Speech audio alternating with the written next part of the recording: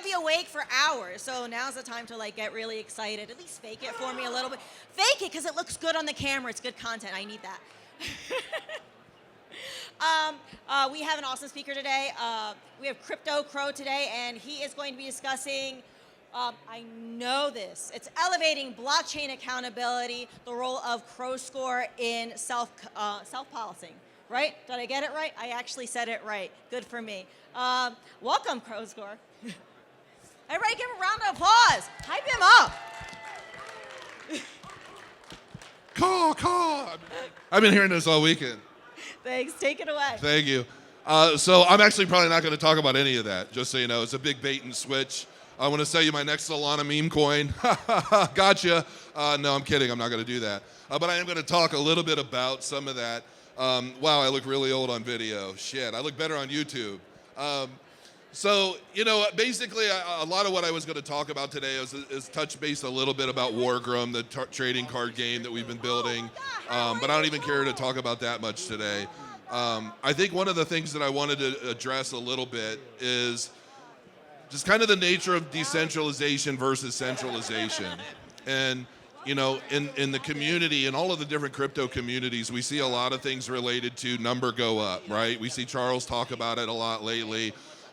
This idea that anytime that we invest into a particular token or asset, that if the number doesn't go up, that it's not worth it, that it's dead. It's you know, a ghost chain or something that's not really relevant in the space. And you know, we're seeing so much activity that you would think is painting a picture to that effect. And what we're seeing is a lot of projects that are more centrally controlled. They're invested into by small groups of people with large amounts of money that are ultimately establishing fake narratives to train the public to believe a certain way or to think a certain way that ultimately only appeals to and benefits them. The venture capitalist groups, the people that are pumping the money into these narratives to keep people out of worthwhile projects and lowering the bar ultimately across the board so that people are more willing to disconnect themselves and ultimately give their money to these groups. And, you know, a part of what the Crowscore that we've been building lately is all about is, for those of you that, I assume everybody here knows me, all 5 of you, that's why you're sitting here listening to this giant ogre talk on a stage. But you know, if you go all the way back to when I first started in 2017, and I talked about a lot of different crypto projects, and I had like a metric system that I would use, and I would say, you know, I really like this project because of X, Y, Z, right? And what I learned over the years is some of those projects would do phenomenally well and make a lot of people a lot of money. And then there were more of those projects that once we got beyond the peak of a market cycle would basically disappear into the woods, you know, like the grandma, like, oh, grandma, your day's done, go out and take a walk and never come back, you know. And it's like we see that a lot, time and time again in the crypto space. And the problem with so many of these projects is that they're focused more on the money, not how they're actually changing the world. And they're not changing the space. They're just here to profit from something that's happened before them. And a lot of the new money or the venture capital money, a lot of these groups, their sole focus is to just make money. They don't necessarily care if they're changing the world or they're playing a positive role in achieving anything that's going to benefit us. They're just trying to turn that dollar. And it's a rinse and repeat cycle. And at the same time, so many of us are being programmed by these groups to accept these mechanisms by which they profit from. And so what I'm trying to establish with the Crowscore is I'm trying to create more of an automated system by which we can look into the different new projects that are coming out based off of historical data, the projects in the niche that came before them, and try to establish more of a safety score. Not necessarily this project's gonna do really well or this one isn't, but how safe is it for an investor or somebody to get into? What's the likelihood that this is a cash grab, a rug pull, a shit project?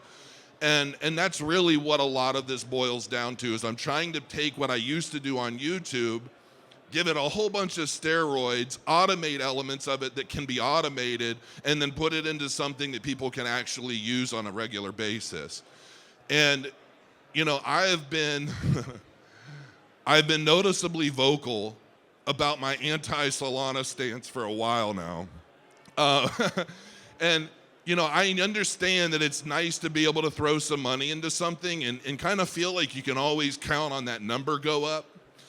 But especially lately, I've been noticing there are more and more people that are starting to actually rise up and share their perspectives on what's going on chain, and against a system that was ultimately, seemingly, in my opinion, designed to keep people kind of away from the real data, right? And now we're seeing people that are stepping up and they're saying, okay, if you look at all of this on-chain data here, there's a lot of problems and there's a lot of red flags, and a lot of the communities are basically ignoring that so long as their numbers go up, right? And a lot of people think that it's kind of I have this anti-Solana stance because I'm so pro-Cardano. And it's not, it's because I'm pro-you.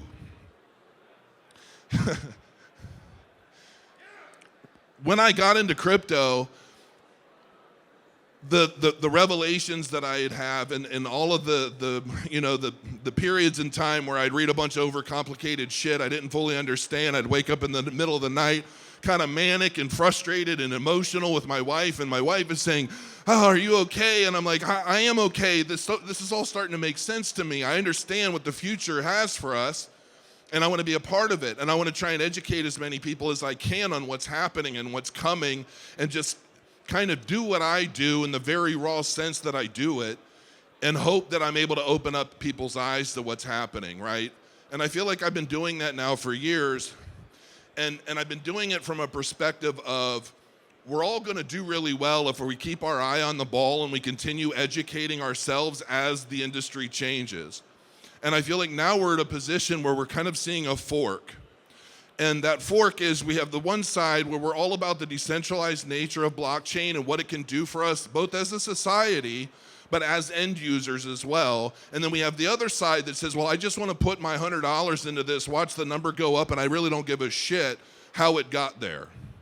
And, these projects that are under more of a centralized control, who have the ability to do, the market making game in this business is insane. I don't know how many people even understand that element to it, but, market making in a way is like, if I'm a crypto project with a budget, I can hire a team of market makers and say, I don't want my token price to ever fall below this. And then the market maker teams up and they say, okay, well, we can help facilitate that. We're going to go ahead and buy a certain number of your tokens at wholesale so that we're never losing money, but we're going to use those assets to control the flow of the market space against what's happening in the rest of the world. And you're going to pay us this much for that service. So that's just one element to how some of these more centralized blockchains are controlling the markets that we're all investing into. And we buy these narratives related to these projects, and we think it's okay so long as our number go up. And it doesn't matter what the nature of the technology that these tokens are basically built from, as long as our number go up. It doesn't matter if the blockchain shuts down at will. It doesn't matter, if we're wash trading. It doesn't matter if we're basically playing with all these numbers to give the appeal or to give the idea that you're in a safe space and that the number is going up naturally. And when I say I care about you, and that has been my stance against a lot of the shitcoin projects out there that I really just haven't felt comfortable talking about online for the longest time, because I never want to lead anyone that's watching my channel astray or down a dark path because of my greed, right? And I try to kind of help people disassociate themselves from an element of greed so that you're not making decisions based on that, because if you do, you will get burned. It's just a matter of time. And so when I say I care about you and what you're ultimately doing in the blockchain space, that's why I try to educate people on some of these more centralized chains and what they're ultimately doing to create their markets to pull you in, take your money, use you as exit liquidity so that they can rinse and repeat into the next project that they pull you into. And that's ultimately what a lot of my effort really over the past couple years has been about, is to try and push people more into, like Cardano is a prime example. The best stable coin in blockchain, right? So, we don't sit and we don't look at a chart of Cardano's price and see it skyrocket every Thursday at 2 p.m. and go up 30% like clockwork. That's okay. because that's not what Cardano was built for. And I know that everybody here is generally here because we understand the roadmap for Cardano, what's being built, why, what it's going to be used for, the technology behind it, and how it's going to support those use cases. What the fuck does Solana do? Does anybody know? Well, you don't buy meme tokens? 20 million of them launched yesterday. Nobody has one of them? Well, then there you go. That's the value proposition. You know, it's to rinse and repeat these shit coins that everybody's supposed to ape into, give all their money because the number go up so that they can just basically use you as exit liquidity. And they're private communities all over the place. They're private Telegram groups. They're private Discord groups where all the whales hang out. They post the policy ID. They all ape in it, you know, before it even goes public. Then they go and they pay a bunch of influencers that are Solana bulls to talk about these projects, to create demand for you guys to start aping into so they can start selling at an easy 20, 30, 50x. And then it's gone, it's rug pulled, it's down 98% overnight, nobody understands why, and then they go on to the next project under a different name and they keep doing the same thing. And while this is happening and this economy is continuing to build, taking the liquidity and the assets and the power and the energy away from the more legitimate blockchains in the space, actually here to build for a purpose, we're hurting ourselves long term for the idea that we're somehow going to turn $100 into 100,000 overnight if we just get lucky with that one lottery ticket. And we're not here to have a lottery. This isn't about a lottery. This is about educating ourselves in a way that empowers us to get involved in projects that are going to stand the test of time, to basically help us with use cases that are going to help all of us grow and change our lives in positive ways. And that's ultimately, that's a very nice nipple there. I thank you for that. So, you know, in the grand scheme of things, what I've been trying to do and on my channel and with the Crowscore and everything is really just to try and create tools that are going to help everyone educate themselves a little bit better on all of the different projects that launch, as well as the different projects that have already launched, you know, because even in the crypto space, you know, one of the main rules of a lot of the venture capitalist groups back in the day during like the dot-com bubble, a lot of these VC groups, they would go in and they'd invest in 35 different projects expecting maybe 3 to 5 of them to do well and well enough to offset the losses of all the rest that they invested into, right? And that's ultimately been the way that a lot of us have invested into blockchain projects since 2017. We know we're going to get into an X number of projects. We're going to lose the majority of what we put into it, but we're going to offset that by the gains of some of these big ones. But that in itself is also being taken away from us because of these paid-for narratives, you know. And I really want to see so much more change about the blockchain space, the way paid advertising works, paid articles. Just so that some of you guys know, I am the 4th top entrepreneur of 2024 for 4 major magazines. 3 of them haven't even launched yet. One of them's Maxim. What was the one that just came out? I can't even remember the name of it. I don't remember, but you know what? I bought all 4 of them. Enjoying the event? Fire up that wallet and delegate your ADA to Rare Stake Pool. For over 3 years, Rare has been committed to providing high-quality staking services. And we're now Chang Hard Fork ready. Thank you for your support. To make a point, I'm the baddest MFer in crypto. I'm number 4 in the whole country, as long as I pay the money.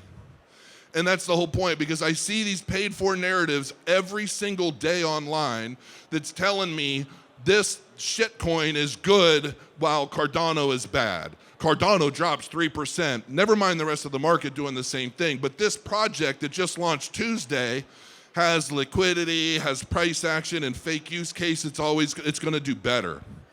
And so that is what I want to try and combat more and more. And I want to try and expose a lot of what's going on in the crypto space so that people can trust what they're seeing and what they're reading without having to think too hard about who's putting it out there, why are they putting it out there, and ultimately what's the agenda. And that's basically what I'm slowly working on with Crowscore. So I don't know how long I've just rambled. Oh, I've been 20 minutes? 15, okay. I figure if you guys want, I'm more than happy to do a little Q&A. I know that a lot of you guys have been coming up to me through the day, and I've been kind of bouncing around and trying to get to everything. Do any of you guys have any questions you've been dying to ask? Sure, go ahead. How exactly does the Crowscore work? A lot of that. So how exactly does Crowscore work? In a nutshell, it's a long list of processes that are still being built. The very first step of the process is a pro, and it's going to sound archaic, but I'm learning that this is actually pretty high-tech shit. Who knew? Excel, it starts with a master Excel sheet. And this master Excel sheet has about 300 projects on it right now, and it's automatically updated based off of API data from CoinMarketCap, Sentiment, and CoinGecko. And I think there are a total of 14 metrics in the whole thing right now. And from there, it goes into a system of automation where every one of these metrics that are updated on the fly, such as market cap, daily trade volume, public sentiment, you name it, a lot of different data points. Those are getting pulled into automated systems that are then utilizing AI to cross-reference the statistics and the metrics of this project with other projects in the niche that have both come before them and that are launching now.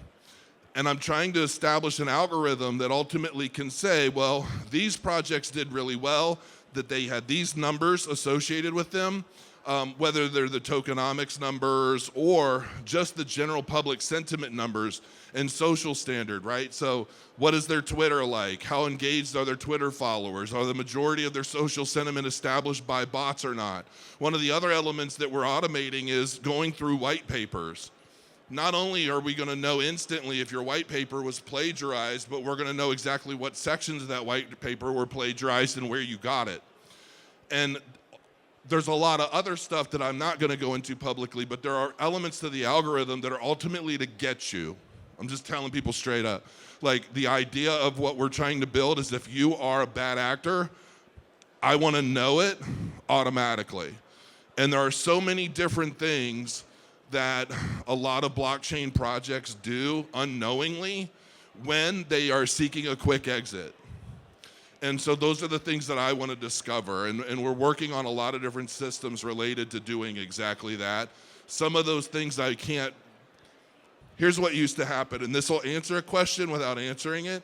But back in the day, what used to happen? Companies used to pay me a Bitcoin to review their project. And I did it with a system of metrics that I would lay out.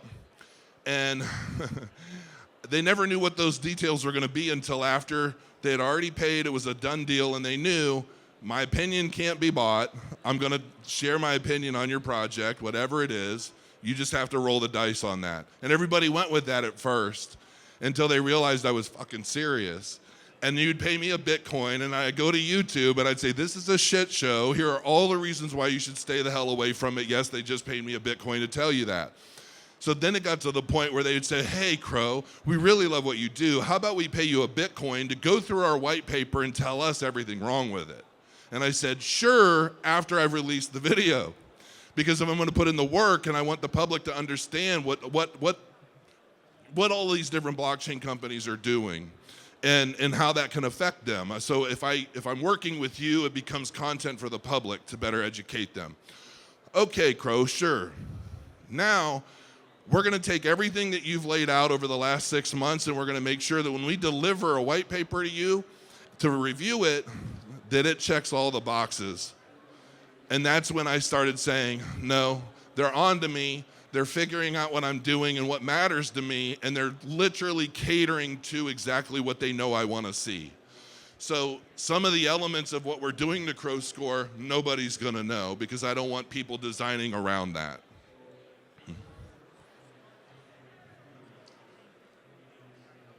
Do what? Yes, everything's dynamic. So the initial reports are going to be static, but it's going to have a published date of each report.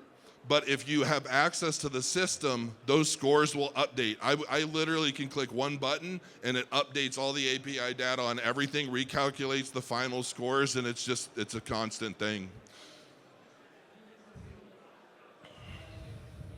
Yeah, if there are any changes in any of those key metrics, at least the ones that aren't input manually, all that stuff is automated and recalculated through all the API data that comes in. So yeah. I mean, ultimately, I think that the whole point of all of this for anyone that cares is I really think it's time that we start moving past the kind of the shit coins, the memes. I think in a bear market, or as I like to call the build market is the opportunity for you to establish the seeds that are going to grow for your future in the bull market. It's like you're planting the seeds in the build market, you're waiting for that water, which is basically the rest of the world to come and see what you've done, and then we all grow together.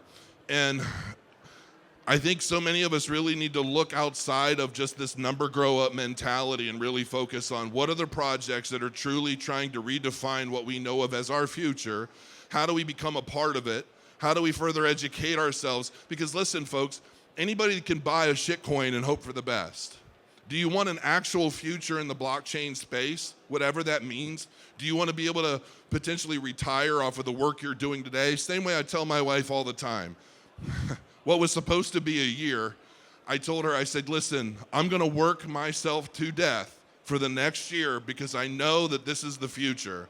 This is where I'm meant to be. This is what I understand. And this is going to absolutely change the world. And it is. And that's one of the reasons why I adopted Cardano the way I have and why I've adopted to it. And they call me like the Church of Cardano. I'm the priest of like all this silly shit. But the reality of it is I accept that. I'm honored to have some of those titles because there really isn't another blockchain out there that I'm personally familiar with that I think has built out what it has built over time. Never mind what the public wants to say about it or bag holders of other projects or whatever. The people that are about the Cardano ecosystem are the people that are putting the time and the energy into understanding what's actually going on. And it's, a lot of us on YouTube, we say, do your own research. That's not just a cover to protect our own asses because we say we like this asset. Do your own research so that you take the buck doesn't stop with me. We say to do your own research because the more you understand about what you're putting your money into, the less likely you are to sell it at a loss because something happened, right? It's the people that are new to the space that panic sell at a loss because they don't understand what tomorrow has to bring. And I think that to me, when I talk about safety in the space, it is absolutely 100% about the decentralized nature of these assets, and Cardano just has no substitute. And that's kind of why I'm here, and I'm assuming why we're all here. If there aren't any, yeah, go ahead. Oh, I'm not really good at promoting my own shit, am I? So a little snippet about my game. I'm building a trading card game on Cardano, and it's going to be cross-chain. We've had developers working on this now for a while. It's called Wargrum. I have a little backdrop back there with a QR code. You should probably scan it and actually join the wait list because there's going to be some pretty cool perks and things coming soon. We have a fully operational, fully working MVP. We're actually starting to get a lot of investor interest, which is in a way slowing us down a little bit because we're going to be able to take this thing to some really new levels. Basically, you're going to be able to, there's over 10,000 cards in planning. The first set's going to have like 245 plus the starter sets. And ultimately, you're going to fight for land. And the land that you control through combat and playing, you're going to basically generate resources that you're going to be able to craft and turn into new legendary cards and items to help you build your decks with to basically go after and conquer more land. And we're going to have a guild system.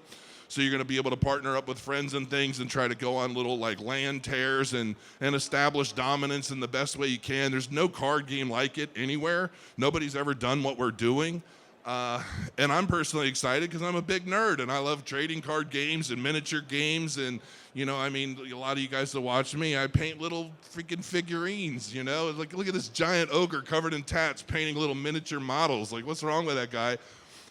It's my therapy, right? So But yeah, I mean that's wargrum.io. You can go and join the wait list now, and yeah, I mean I'm looking forward to playing it. I always joke with a lot of you guys on YouTube that I'm going to whoop you. I'm going to.